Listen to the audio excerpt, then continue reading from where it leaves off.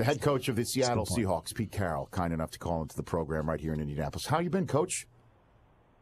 Good. What's going on, Rich? How you doing? It's been too long.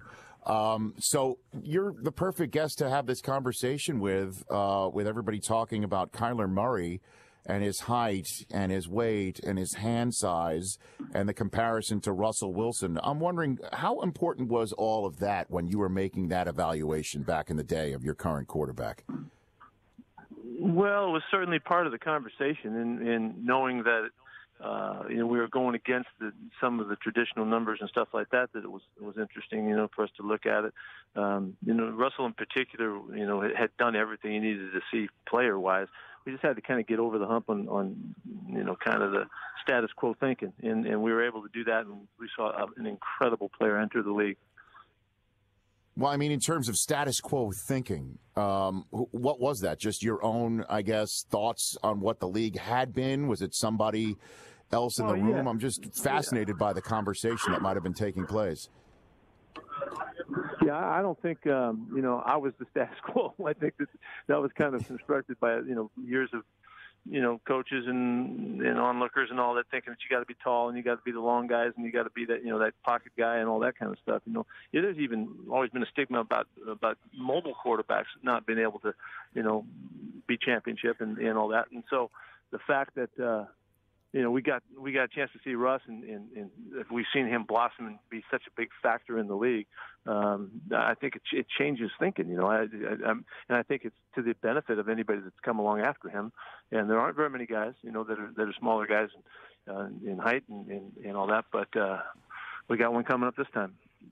No, I know it's obvious. And do you think, because I guess you just led me to my next question, do you think that Russell's success and what you have shown that you can do with him has led to a changing of the guard, where the status quo is now changed, that you were kind of on the beginning part of that curve? Well, Rich, I don't know that it has, but if it hasn't, I think you guys are crazy because Russell, is shown, that it wasn't a factor, Now, Russell's an extraordinary player too, maybe he's one in a cycle, that can do it. I don't know, but he certainly has shown, and we, don't forget that Drew Brees is just a little bit taller than Russell. So there's some guys that have really done it in recent times and shown. But I'll be surprised that we don't see an impact, on the decision making of teams with the new guy coming up and based on what they've seen Russell do.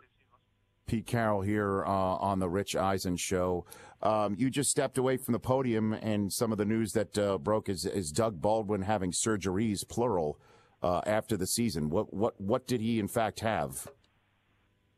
Well, he had some work done. They weren't like reconstructive surgeries, but there was just stuff to help him rehab and help the process of getting strong and getting right again. Incredible competitor he's been, and he has proven it year in and year out of his toughness and all of that. And so this is just a stage that he's getting through here to get himself as well as he can possibly get and get ready. Okay. And where do you stand, Coach Pete Carroll here on the show? Where do you stand on the competition committee conversation that's being had here on changing replay in some way to prevent what happened at the end of the NFC Championship game from ever happening again? Well, yeah. First off, which way back historically, I wasn't a big fan of replay, and I've had to grow along with it, like we all have, and we've seen it continue to improve, I think, over the years, and I think we need to keep improving it, and we need to keep endeavoring to make it better and make it, better for the game moving, flow, and all of that.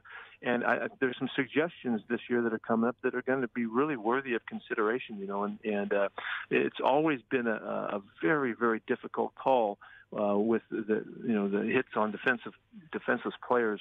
It happened so fast, and was there contact made, to the head area, the head and neck area, or was it just underneath that, or was it with the shoulder, or was it with the helmet?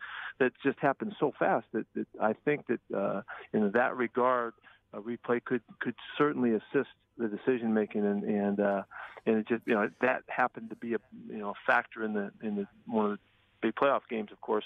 But that's just an indication. That's been something that's been talked about for a while. I know there's talk about pass interference.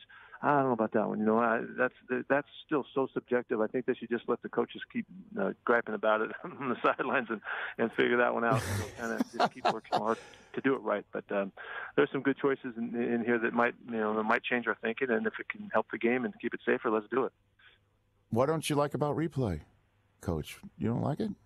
You need to be sold on it? No, I like the flow of the game always. Go way back. I like the game flow. I always like. I know this doesn't sound right because you see me holler at guys on the sidelines, the officials and all, but I've always liked their ability to control the game and make their calls, and they're part of the game just as the players are, and then they have to make subjective calls. They got to do it anyway. I've just always liked that part of it and keep the flow of the game going. But that's dinosaur talk now, so we're well beyond that. Yeah, you're on the cutting edge. You're the one who's looked at Russell Wilson and said, let's go draft him. Let's go win a Super Bowl with him, right? I mean, I can't believe I'm talking to the same guy. Right. That's talking. We all have to keep growing and adapting, and I'm one of those guys. Okay, you're growing and adapting. Look, I know you got a lot of people pulling at you. I appreciated you hopping on the phone line today, and we'll chat again soon. You got it, Rich. Say hey to Susie.